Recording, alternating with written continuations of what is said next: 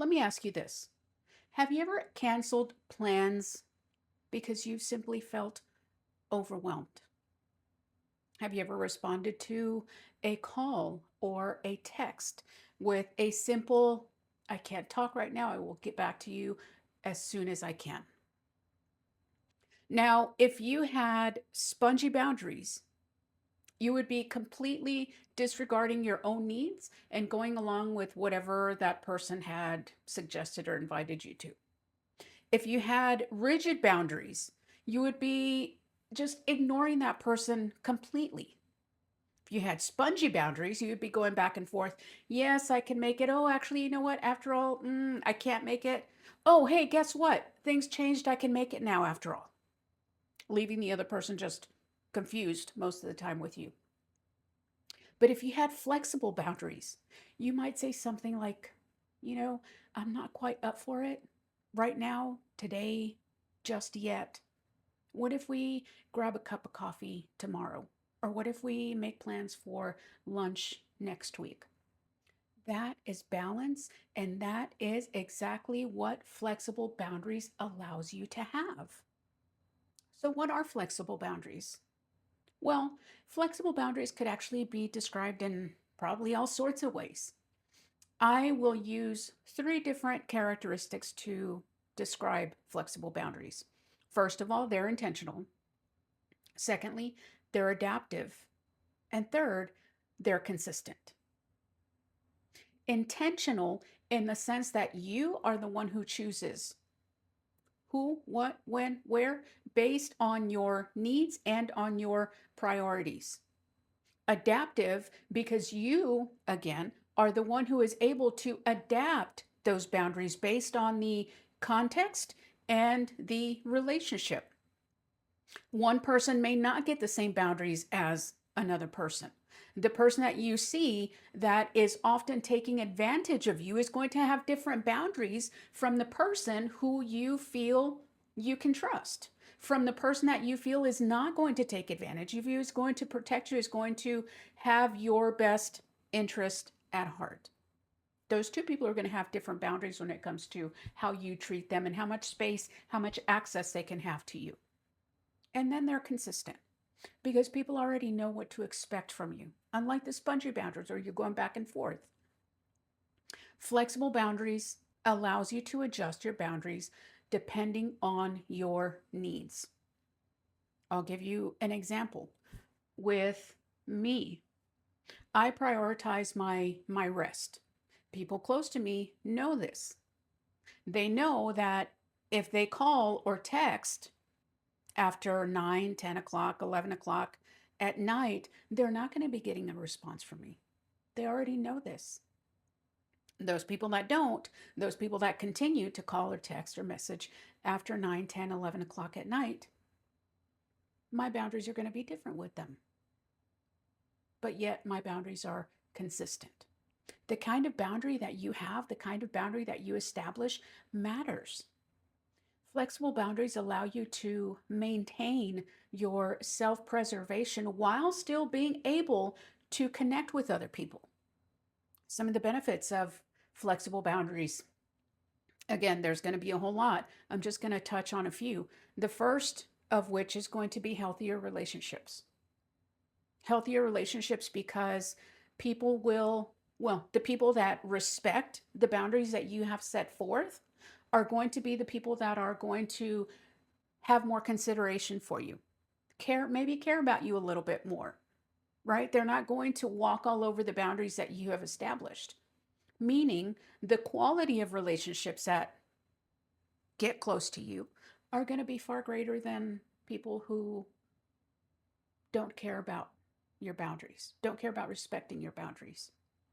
Second is self respect. Flexible boundaries will also promote self respect. Why? Because you are going to be the one who is determining, you're going to be the one controlling who gets past your gate, who has access to you, and who doesn't. So you will start to see you taking care of yourself, which of course is going to increase your self respect because you're prioritizing your values and your needs first. Flexible boundaries are also going to help with your resilience because they're going to allow you to navigate all of life's demands, all of life's challenges without burning out because of that self preservation. And then lastly, flexible boundaries will help with clarity and peace because you know where you stand. You know what your values are. You know what you will and will not accept, what you will and will not tolerate. You're going to know this. Think of it like a gate, strong, secure, and you are going to be the one that opens that gate, but only for the right people and only at the time you deem necessary. Now, let's talk about some of the signs that you might see if you are practicing flexible boundaries, or maybe some of the characteristics that you want to work towards if you don't have flexible boundaries yet. The first one is that you can say no without feeling any guilt. If somebody calls you at the last minute, if somebody texts you 5 minutes before they've got to go to work, hey, Susan, I've already called everybody else. Nobody's able to help me. I need a ride to work. If not, if I don't show up, I'm going to get fired. You're my last chance. I'm busy. I can't. Maybe you should have reached out earlier. And guess what? I'm not going to feel guilty about saying no. And then, second, you can say yes without overextending yourself. Hey, Susan, can you help me on Thursday? Because I've got this thing that I've got to get to, and I don't know who else to ask. Let me check my schedule. If I'm available, sure, I'll help. I'll get back to you. I might check my schedule. I might have something going on. I'll have to say no. I might not have something going on, but maybe I won't feel up to it. And I can still say no. And I won't be overextending myself because I'm prioritizing my needs and my values first. And then you're going to feel in control of your time and of your energy because you're not at the beck and call of others. You're also able to communicate your limits clearly and consistently, right? You're not going to be like the spongy boundaries where one day you say yes and then 5 minutes later you say no and then 10 minutes later go by and then you change your mind. No, you're going to be clear and consistent. I prioritize my rest. I'm not going to be going out at starting my evening at 10 o'clock at night. If you want to hang out, let's do something earlier. But that message will stay clear and it will be consistent. And then lastly, you're able to adapt to different situations without feeling anxious or without feeling too rigid because you know your values, you know where you stand, you know what you prioritize, you know how much you will and will not tolerate or accept. And that is going to be your guiding light. You're not going to stress out if something changes at the last minute, and you'll be able to adapt easier. If, for example, a friend asks you for help at the last minute, right? We've got friends and people around us that at the last minute, they're like, hey, I need you to do this for me. And it's not, do you think you might be able to? It's, I need you to do this for me, right? We've all got those people. Maybe some of us more than others, but they're there. I need you to do this for me. Well, let me check my schedule. I'm not sure if I'm available at that time. I'll double check and I'll get back to you. And at that moment, you're not saying yes and you're not saying no. You're just being very, very clear about it, which sends the message. If I'm able to, yes, I will help you. If I can't, then it's going to be a no. And I'm not going to lose any sleep over it. So if you recognize some of those characteristics, awesome. If you're practicing them, great. If you're not, if you don't have any of those, if you're not practicing any of those, it's okay. Here are some of the things that you could do to transition from maybe a soft or a rigid or a spongy boundary style into a flexible boundary style. As with a lot of the things that I've mentioned up to this point, the foundation for emotional intelligence is going to be self-awareness. Always, always a major, major, major building block of emotional intelligence is self-awareness. Regularly check in with your feelings and your needs and ask yourself, do I want to say yes? Or do I want to say no? When you get that answer, ask yourself why. Second, make sure your values are clear to you. Know what matters to you. Your time, your energy, your priorities, where do those stand? Again, once you are able to identify those will be the ones that are guiding you to your boundaries, how firm and how loose you might set them. And then third, make sure that you are continuously using intentional communication. Don't do any of this back and forth because then you're going to lose credibility with people. Susan doesn't. She's always flip-flopping. I can't depend on her. Or Susan's very firm about her rest. I know I can't call her to go party at 10 o'clock at night because she's not going to go. I also know that she gets up very early. So if I want to have a conversation with her, maybe checking in with her early in the morning might work. But my message has been consistent.